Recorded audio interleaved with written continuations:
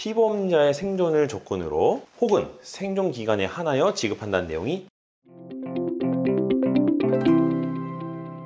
보험금 청구 기술 보청기 구독자 여러분 반갑습니다. 오늘 이 시간에는 고도후유장애 진단을 받고 보험금 받기 전에 사망한 경우 이 해당 판례에 대해서 같이 보도록 하겠습니다. 상해라 함은 다친 거죠. 근데 아주 크게 다쳐서 장기간 입원 치료를 시행했음에도 환자의 증세가 나아지지 않고 고정되어 있고 앞으로도 나을 가망이 없다 라고 판단이 되면 후유장애 진단을 받게 됩니다. 근데 고도후유장애란 말은 거의 사지마비나 팔다리를 제대로 못 쓰거나 절단되거나 뭐 이렇게 크게 다친 분들에게 해당되는 고도후유장애겠죠. 그래서 고도후유장애 진단을 받았는데 이 보험금이 크다 보니까 보험사에서 조사를 나와서 판단하는데 시일이 오래 걸려요. 근데 문제는 뭐냐면 조사 도중에 피보험자가 사망하는 경우가 생깁니다. 그럼 이런 경우에는 사망보험금은 나올 수 있겠지만 상해 후유장애 보험금은 어떻게 될까요? 3심까지 갔었던 사례 하나를 소개해 드리겠습니다. 보험을 가입한 다음에 일상생활을 하고 있던 분이 2018년 3월 10일 욕실에서 미끄러져 머리를 부딪혔습니다.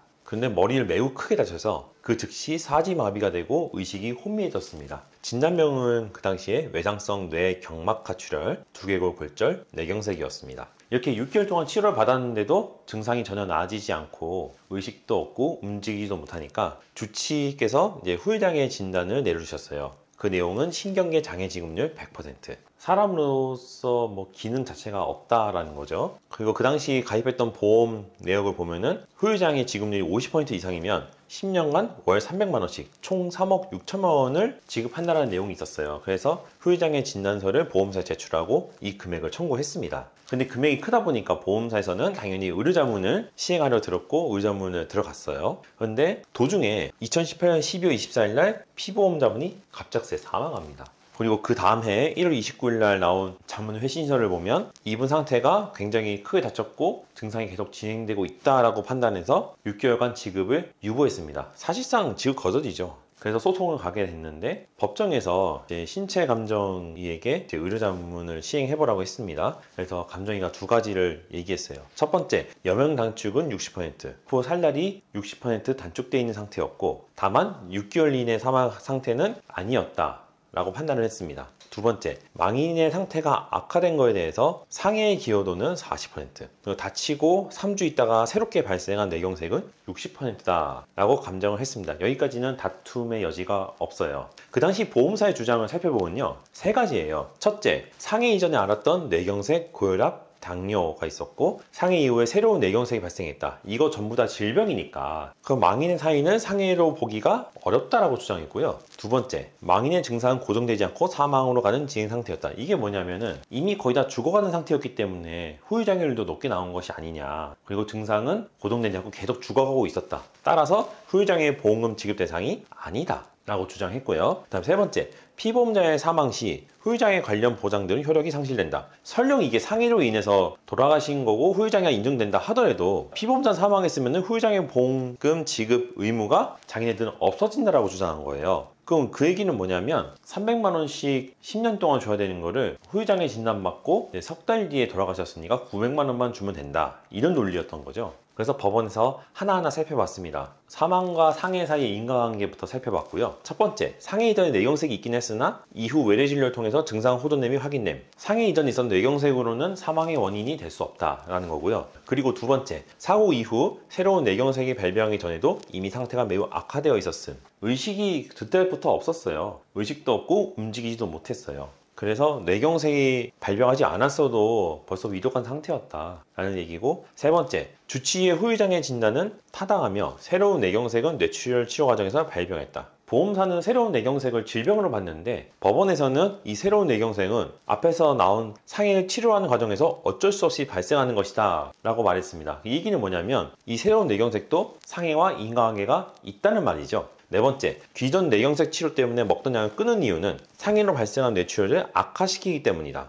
이 뇌경색 치료 약을 먹으면은 이 뇌출혈을 상태를 30% 악화시킨다라고 감정이가 얘기했어요. 그래서 어쩔 수 없이 약을 끊었다라고 판단했다 합니다. 그렇기 때문에 결론은 뭐다? 망인의 장애 상태는 상해와 인과관계가 있다라고 판단해 줍니다. 그리고 두 번째, 환자가 사망의 진행 상태에 있었는지, 이것도 되게 중요해요. 그래서 법원이 판단하기에 첫 번째, 후유장애 진단 당시에 기능 향상이나 폐렴은 없었다 라고 했습니다. 이 얘기는 뭐냐면 증상이 악화되고 있었다, 사망의 진행 단계였다 라는 보험사의 주장과 다른 내용이죠. 두 번째, 기계호흡은 아니고 자가호흡 상태였고 여명당충이 60%였다. 그리고 후유장애 진단 후 6개월 이내 사망 가능성이 낮다. 이건 뭐냐면 사망의 진행 상태에 있었다고 하면 이런 문구를 못 씁니다. 계속 악화되고 있고 이 사람 곧 죽겠구나 라고 판단을 하는 거니까요. 근데 이 문구가 왔다는 거는 적어도 상태는 저렇게 위독하지만 당장 죽지는 않을 거다 라고 해준 겁니다. 그리고 세 번째, 장애평가 사인결 이후는 왜 사망했냐? 후유장애 진단 당시에 없었던, 예상하기 어려웠던 간질발작과 폐렴 때문이다 라고 한 겁니다.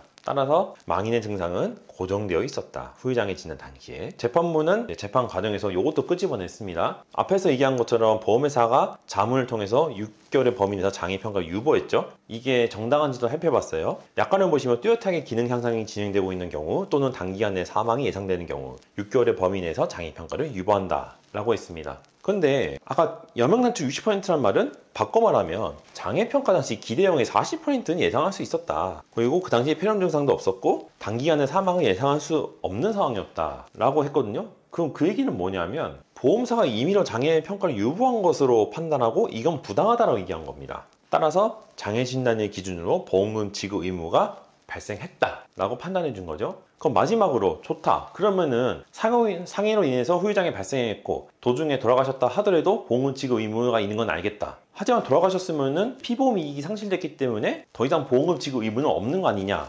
이렇게까지 끝까지 따졌거든요. 그래서 재판부에서 이것도 판단해 줬습니다. 작성자 불이익의 원칙을 적용해서 약관을 살펴보면 피보험자의 생존을 조건으로 혹은 생존 기간에 한하여 지급한다는 내용이 없습니다. 그리고 보험사만이 맞다라고 할 경우에는 어떻게 되느냐, 보험금 지급 방법에 따라 보장 내용과 결과가 달라지게 됩니다. 예를 들어서 사망보험금 같은 경우는 돌아가시면 끝이잖아요. 근데 이거를 돌아가시면은 사망보험금 청구하러 갔더니 돈을 못 받게 되는 그런 상황이 벌어져요. 그건 뭐다? 고객에게 부당하고 고객이 전혀 예상하기 힘든 조항이다 라는 거죠. 그래서 장애진단 시점에 보험금 지급이 이미 확정된 이상 사망 이후에도 보험금을 계속 지급하라 라고 판결을 내려줬습니다. 자, 오늘 준비한 주제는 여기까지입니다. 사실 이런 케이스는 굉장히 드물어요. 그래서 주변에 물어봐도 이런 경우를 찾기가 힘들고 저희 같은 전문가들도 이런 경우는 접하기가 되게 힘듭니다. 그리고 고도후유장애 보험금은 보험사에서 정말 이를 악물고 어떻게든 부지급 사유가 있을 거라 생각하고 찾기 때문에 지급받는 게 여러분이 생각하는 것과 달리 굉장히 험난합니다. 그래서 주변에 이런 경우가 있다거나 혹은 그러면 안 되겠지만 본인이 그런 일 겪고 있다 그러면은 저희 보험사장에 무료 상담하셔서 여러분이 마땅히 받으셔야 할 보험금을 제대로 수령하시기를 바라겠습니다.